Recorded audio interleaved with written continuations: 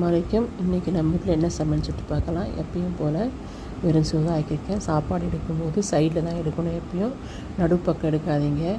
சைடில் ஒன்று நம்ம ஃபஸ்ட்லேருந்து ஆரம்பத்துலேருந்து அதுமாதிரி தான் எடுக்கணும். அது நல்லதுன்னு சொல்லுவாங்க பெரியவங்க. அப்புறமேட்டு என்ன பார்த்தீங்கன்னா, சாம்பார் வச்சுருக்கேன். கத்திரிக்காய் முருங்கைக்காய் போட்டு தான் வச்சுருக்கேன். மாங்காய் கிடைக்கல. முருங்கைக்காய் நல்லா இனிப்பாக இருந்துச்சு.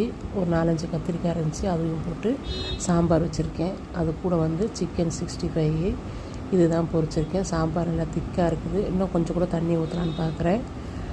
சாம்பார் ரொம்ப நல்லா டேஸ்ட்டாகவும் இருந்துச்சு. அப்புறமேட்டு சிக்கன் பொரிச்சிருக்கேன். இது லெக் பீஸாக எடுத்து லெக் பீஸில் சின்ன சின்ன பீஸாக போட்டு பொரிச்சு எடுத்திருக்கேன். அப்புறமேட்டு உருளைக்கிழங்கு மிளகு பொடி போட்டு பொரிச்சிருக்கேன். இதுதான் இன்றைக்கி எங்களுடைய லஞ்சு சாப்பாடு. பிடிச்சிருந்துச்சுன்னா லைக் பண்ணுங்கள். ப்ளீஸ் சப்போர்ட் பண்ணுங்கள். எனக்கு சப்ஸ்கிரைப் பண்ணுங்கள். தேங்க்யூ.